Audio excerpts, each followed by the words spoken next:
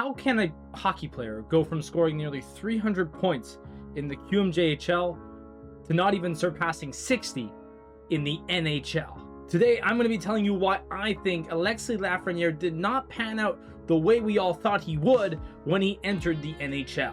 Many people have their opinion on this, but I'm going to tell you one theory that I have that I think crowns them all. But before we do that, please make sure to leave a like on the video and subscribe to the Zucc TV YouTube channel if you have not yet.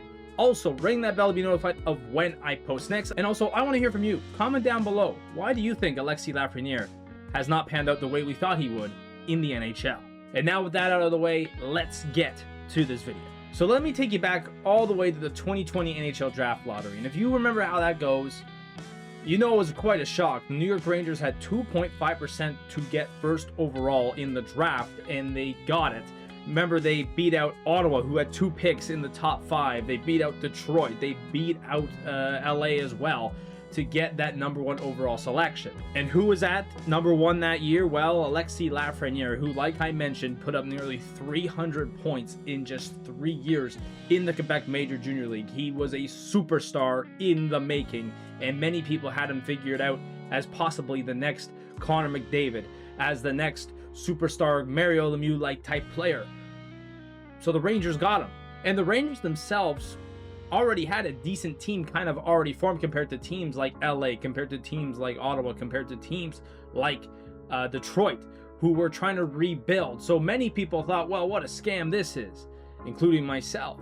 But it turns out he actually was never even the best player in the draft, come to think about it.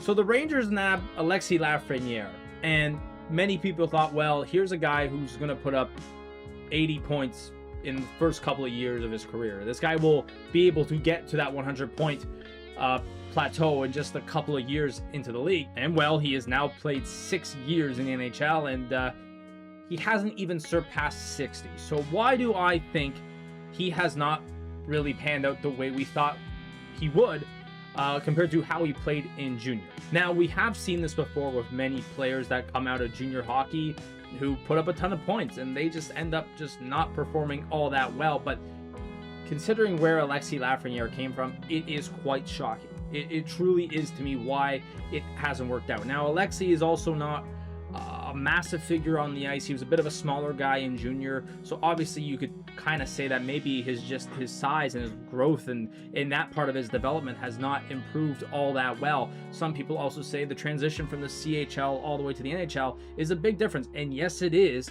and that also hurts many players that make the jump from junior hockey to the NHL, and I definitely can agree that that is also a possibility.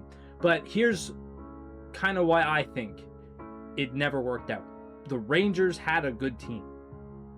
They had a very good team from the start. Now, yes, I know, and the Rangers fans are going to come at me here saying, well, we missed the playoffs the next year. That is true.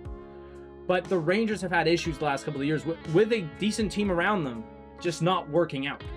And I know this previous year in 25-26 did not go so well for them. And I know, like I just said, the 2020-21 season also did not go well for the Rangers. But look in between that, they had success, right? Multiple conference final trips. They were right there, right? Multiple times trying to get to the cup final, and it just did not work out. And you might be saying, well, that might have been good for Alexis Lafrenière to get that experience and whatnot. But in my opinion, I think that actually really hurt them, because what they were trying to do is build a team to get to the cup final, to win possibly a Stanley Cup, compared to a team like a Detroit, like an Ottawa at the time, like LA. Teams that were trying to rebuild. If you bought into a team that was trying to rebuild, they would really focus in on your development as a player. Case in point, look at the Sens. They got Tim Stützle at #3. They got Jake Sanderson at #5. And look how they have developed now as players. One of the best defensemen in the league, arguably. I'm not going to go there. And a guy who can definitely get over 100 points in a season. And that's, to me, because, well, they were a rebuilding team, so they were able to put their hours into developing these young guys to make them really good, instead of saying, hold on, young fella, I'm just going to try and build a cup contender with you on the team, so we're not going to focus on your development. And that's why I truly think that Alexis Lafrenière going to the Rangers really did hurt them. They were trying to make trades to go the distance. And they weren't focusing on development of a young star who put up almost 300 points in the Q. I do think Alexis Lafrenière is a good player. I truly do. The fact is, though, he came out of junior hockey as a unanimous #1 overall pick in that draft with a bunch of points, a bunch of goals, a bunch of assists, a lot of skill, and now he's kind of gone to the Rangers as a second, third liner with just as a depth piece, really. You know, this past season he was actually more of a high-quality piece because they had really nothing going for them this year, but when you look at Alexis Lafrenière now, he's almost spoken as a depth piece to be added to a team if he gets traded. This guy was drafted first overall 6 years ago.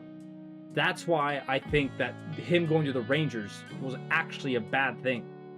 And I know I gave the example of the Sens, but you could also make that opinion on Detroit. You can make that opinion on LA. You can make that opinion on San Jose if they had their pick.